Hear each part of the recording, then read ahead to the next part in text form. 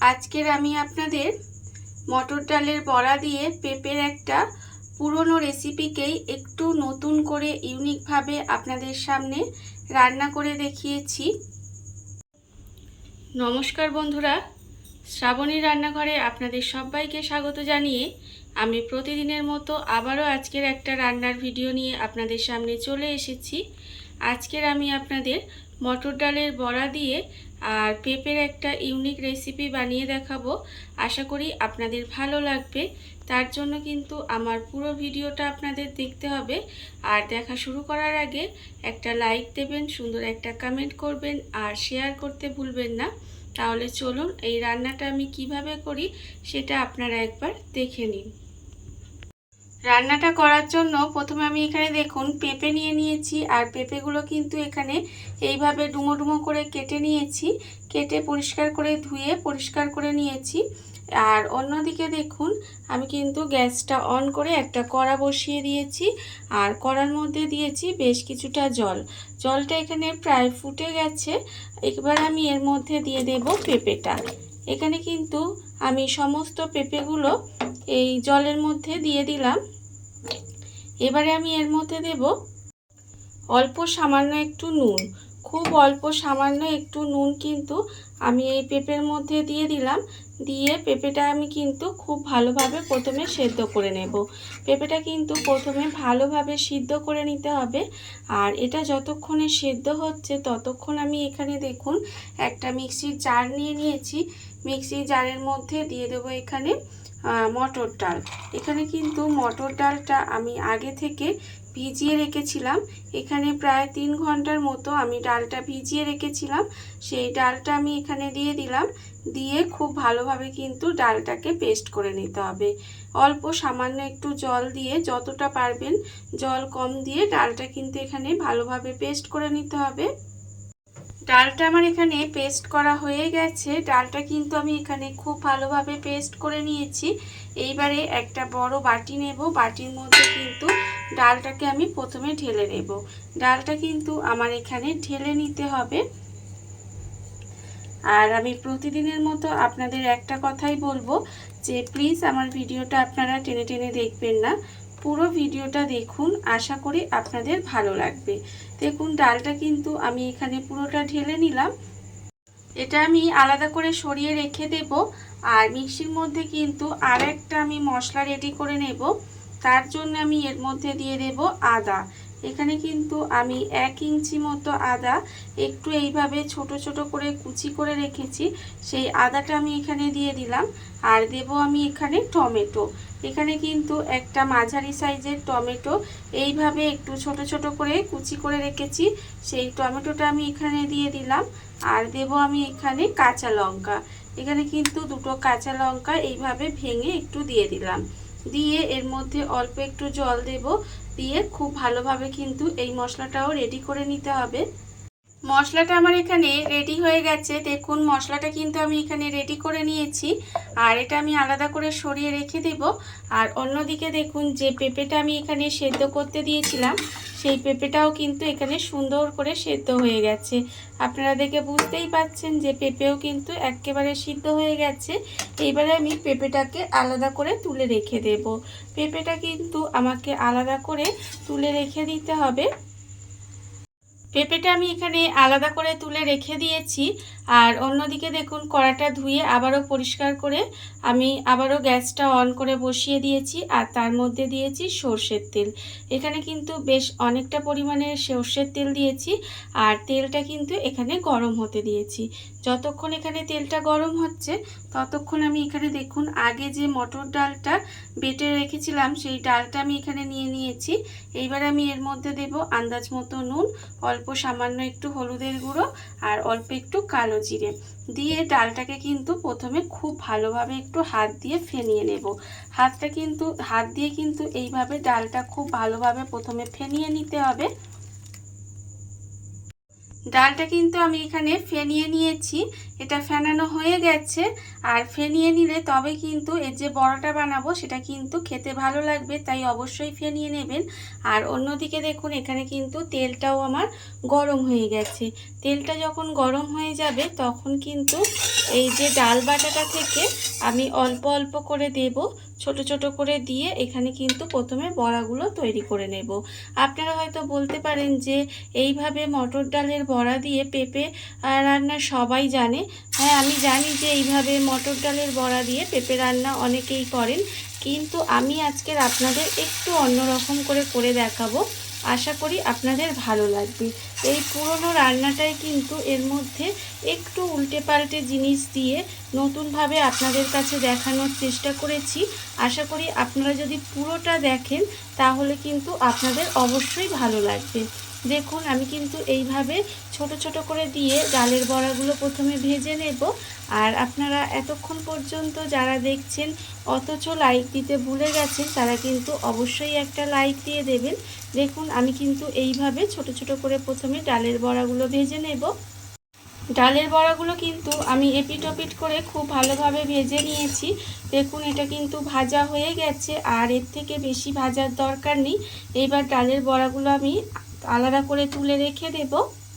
ডালের বড়াগুলো আমি আলাদা করে তুলে রেখে দিয়েছি। আর আবারও কিন্তু ওই তেলের মধ্যে অল্প অল্প করে দিয়ে আমি কিন্তু প্রথমে সমস্ত ডালের বড়াগুলো আগে ভেজে নেব। সমস্ত বড়াগুলো আমি ভেজে আলাদা করে তুলে রেখে দিয়েছি। এইবারে আমি রান্নাটা ওই তেলের মধ্যেই করব। প্রথমে আমি এই তেলের মধ্যে দিয়ে দেব দেখুন তেজপাতা।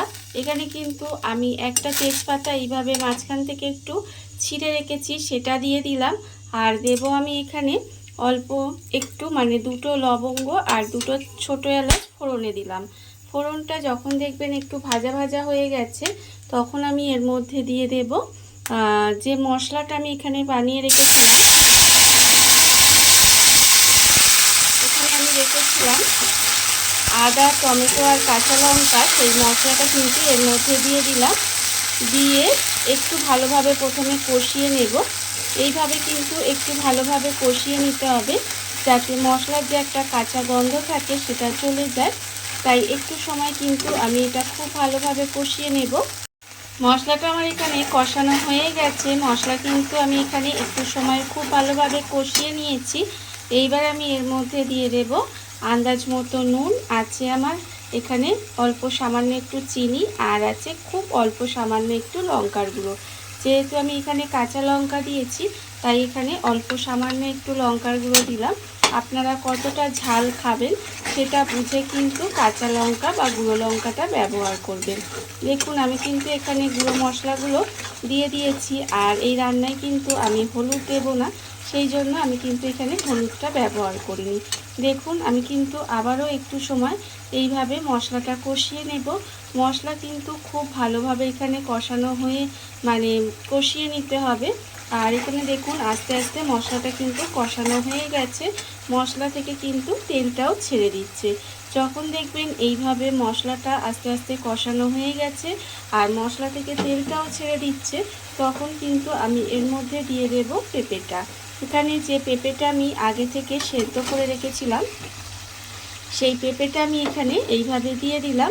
দিয়ে পেঁপেটা কিন্তু এইভাবে মশলার সঙ্গে আর একটু সময় কষিয়ে নেব। খুব ভালোভাবে কিন্তু এই পেঁপেটাকেও মশলার সঙ্গে এইভাবে কষিয়ে নিতে হবে। আমি আগেই বললাম যে এইভাবে ডালের বড়া দিয়ে পেঁপে রান্না করা কিন্তু একটা পুরনো দিনের রান্না, কিন্তু এই পুরনো দিনের রান্নাটাকে একটু যদি নতুনভাবে করা যায় তাহলে দেখবেন খেতে কিন্তু আরও সুন্দর লাগে। দেখুন আমি কিন্তু এইভাবে পেঁপেটা দিয়ে খুব ভালোভাবে একটু সময় মশলার সাথে কষিয়ে নেব। পেঁপেটা দিয়েও কিন্তু আমি এখানে এইভাবে একটু সময় ভালো করে কষিয়ে নিয়েছি। কষানো আমার হয়ে গেছে। এইবারে আমি এর মধ্যে দিয়ে দেব জল। খুব অল্প সামান্য একটু জল দিয়ে দিলাম, খুব বেশি কিন্তু জল দেওয়ার দরকার নেই। এখানে আমি মিক্সিটা ধুয়ে অল্প সামান্য একটু জল দিলাম। জলটা দিয়ে একটু এইভাবে মিশিয়ে নিলাম। মিশিয়ে নিয়ে আমি কিন্তু এর মধ্যেই দিয়ে দেব যে আমি ডালের বড়াগুলো বানিয়ে রেখেছিলাম, সেই ডালের বড়াগুলোও কিন্তু আমি এর মধ্যে দিয়ে দিলাম। দিয়ে খুব ভালোভাবে মিশিয়ে দেব। দেখুন এইভাবে কিন্তু মিশিয়ে দিতে হবে। আর মিশিয়ে দিয়ে আমি কিন্তু গ্যাসটা লোতে দিয়ে এইভাবে একটু সময় রান্না হতে দেব। এটা যতক্ষণ এইভাবে একটু রান্না হচ্ছে ততক্ষণ আমি এখানে রেখেছি। দেখুন এখানে কিন্তু আমি বাটির মধ্যে আমি উষ্ণ গরম জল রেখে দিয়েছি। এখানে কিন্তু খুব বেশি জলটা যেন গরম না হয় সেটা লক্ষ্য রাখবেন। হাত দিলে কিন্তু হাতে সহ্য হবে এরকম গরম জল নিয়েছি। এইবার আমি এর মধ্যে দিয়ে দেব দেখুন গুঁড়ো দুধ। এখানে কিন্তু একটা 10 টাকার প্যাকেটের গুঁড়ো দুধ আমি এর মধ্যে এইভাবে ঢেলে দেব। গুঁড়ো দুধটা কিন্তু এইভাবে জলের মধ্যে দিয়ে দিতে হবে, দিয়ে খুব ভালোভাবে গুলিয়ে নিতে হবে। আমি কিন্তু ভিডিও শুরুতে প্রথমেই বলেছিলাম যে পেঁপে দিয়ে মটর ডালের বড়া করে এইভাবে রান্নাটা কিন্তু অনেক দিন আগেকার মানে পুরনো দিনের রান্না, কিন্তু সেই পুরনো দিনের রান্নাটাকেই একটু নতুনভাবে আপনাদের কাছে পরিবেশন করার চেষ্টা করেছি। আশা করি আপনাদের ভালো লাগবে।